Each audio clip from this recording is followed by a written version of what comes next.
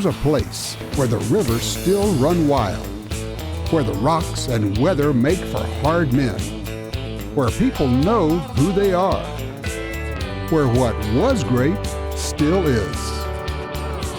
A singular chapter of American history was written here, where cowboys still ride in the Black Hills of South Dakota, where old guns are good guns, and passionate people load ammo for those cowboy guns. Today on Gun Talk, it's cowboy guns and loads on the high plains.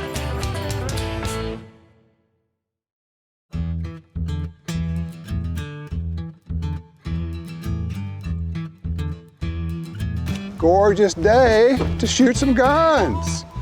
Why do they call you the toy man after all, huh? Oh, it's got nothing to do with what it sounds like. It has more to do with my propensity for buying expensive stuff like guns and night vision, suppressors. So imagine that. Jeff, we got all these cowboy guns out, and some others too. How in the world did you get into doing the whole cowboy ammo thing? We listened to our customers. The customers kept requesting cowboy action shooting ammunition when cowboy action shooting was first getting started, and that wasn't in our line. And that posed a problem for us because we didn't know anything about cowboy action ammo at that time. So we started asking our friends in the industry, people like John Taffin and Mike Venturino, what do we need to know about this? Because Clint Eastwood's a big hero to me. And I always remember one thing he said, you know, a man's got to know his limitations. And I knew what I didn't know and I needed some help. Okay, so you got 45 Colt, but you have some other things here. And you were telling me there's a reason that you started loading kind of these shorter cartridges, because it really was a safety issue.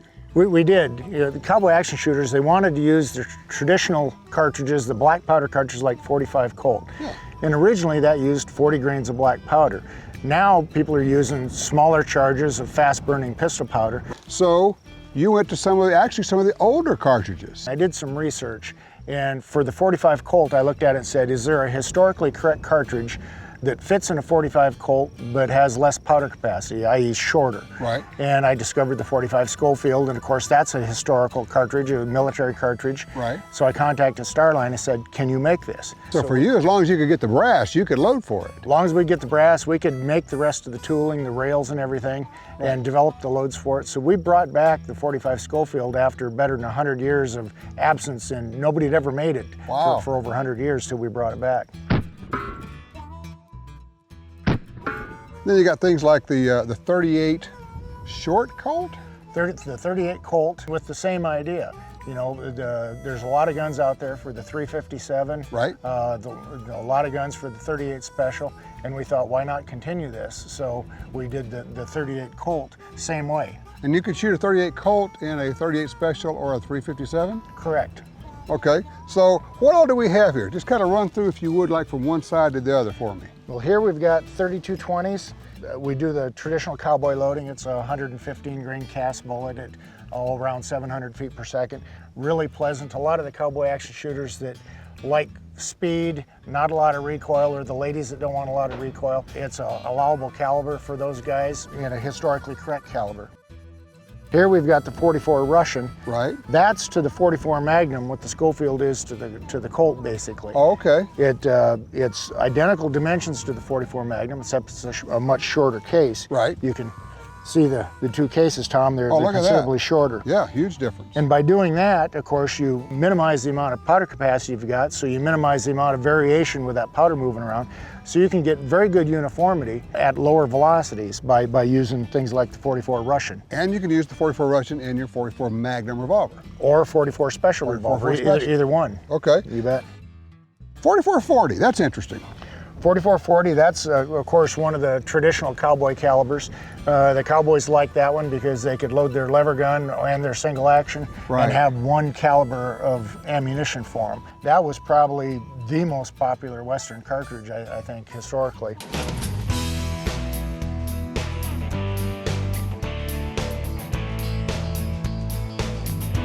All right, what you got there, Jeff?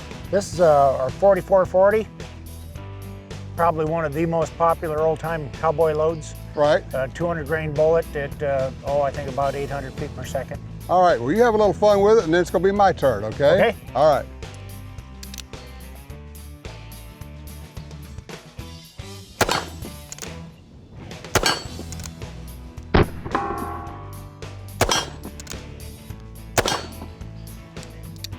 You shoot that pretty well. So why do people shoot the 4440 these days?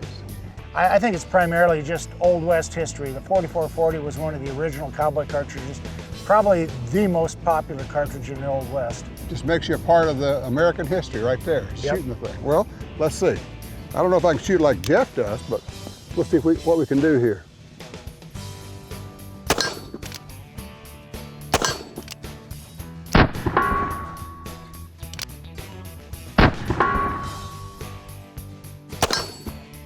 By God, these things do work. As you say, when you got one of these, you're definitely not unarmed, are you? Oh no. All right, Jeff, we got the 3220. That is just a beautiful little cartridge. It sure is. Little bottleneck 32 caliber cartridge. And of course 32, the 3220, Right. based on the original nomenclature, the naming of the cartridges, what that was a 32 caliber cartridge propelled by 20 grains of black powder. All right, this is a little gun. I noticed you said that the front sight is bent a little bit because that's how they used to sight them in. That's how they'd sight them in. You just bend the front sight to get it shooting where you want it. Okay, so I don't know if I have to cock it over to the side or what I do, but we'll find out. Hey, it works. How about that? My goodness, remind me not to shoot against you. Thanks, Jeff. Now, Jeff, you got this 4570 rifle there. You ready to try that one out? That's a Sharps that belongs to a friend of mine, Tex. It looks like here he's coming now. Here comes Tex. You're gonna like this.